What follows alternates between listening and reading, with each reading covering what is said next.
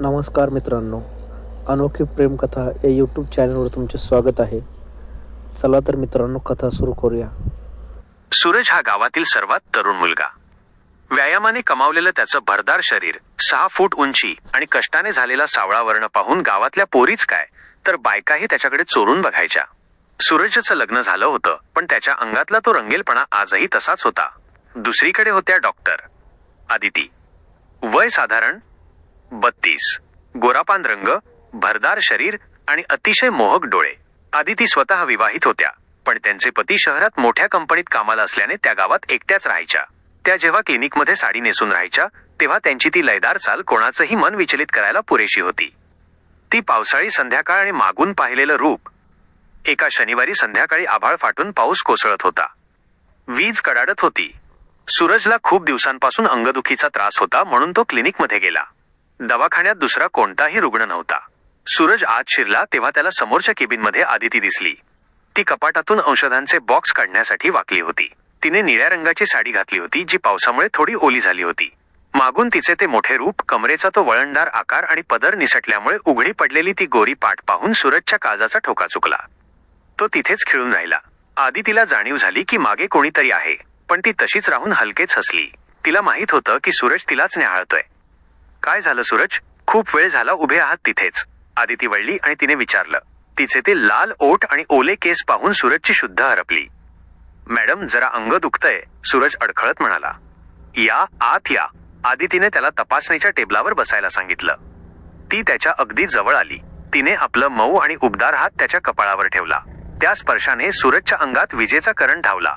आदितीने त्याचे डोळे तपासण्याच्या बहाण्याने त्याचा चेहरा आपल्या हातात धरला. दोघांच्या नजरा भिडल्या. आता संयम सुटत चालला होता. आदितीने हळूच आपला चेहरा त्याच्या जवळ नेला आणि त्याच्या कानापाशी बोलली. खूप दिवसांपासून तुला जवळ घ्यायची इच्छा होती सूरज. आणि पुढच्याच क्षणी आदितीने सूरजच्या ओठांवर आपले.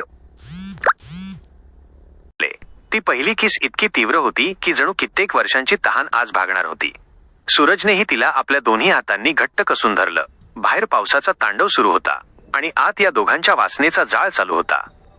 आदितीने क्लिनिकच्या दरवाजाची कडी लावली. आता फक्त ते दोघेच होते.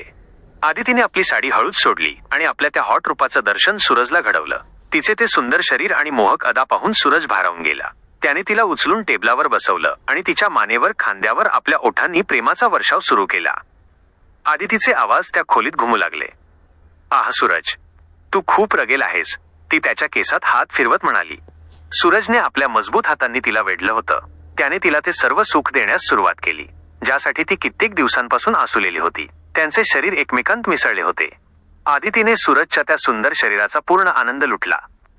सुमारे 1-2 तास तो रोमांचचा खेळ चालला. जेव्हा दोघेही शांत झाले तेव्हा बाहेर पाऊस कमी झाला होता. आदितीने आपलं डोकं सूरजच्या रुंद छातीवर ठेवलं होतं. असं सुख मला आजपर्यंत कधीच मिळालं नव्हतं, आदिती सुटकेचा निश्वास टाकत म्हणाली. सूरजने तिला जवळ ओढलं आणि कपाळावर मुका घेत म्हटलं, मॅडम, आता मी तुमचा रुग्ण नाही तर तुमचा आशिक आहे. त्या रात्रीपासून शेलवाडीच्या त्या छोट्या क्लिनिकमध्ये रोज एक नवी अनोखी प्रेमकथा आकाराला येऊ लागली. एक डॉक्टर आणि एक गावाकडचा सुंदर तरुण यांच्यातील हे गुप्त नातं आता गावातील लाल मातीप्रमाणेच गडद झालं होतं. अशाच अजून काही थरारक, रंजक आणि मनाला भिडणाऱ्या अनोख्या गोष्टी ऐकण्यासाठी जोडलेले रहा आपल्या लाडक्या चॅनलशी. पाहत रहा, ऐकत रहा आणि प्रेमात पडत रहा. फक्त आपल्या अनोखी प्रेमकथा या चॅनलवर.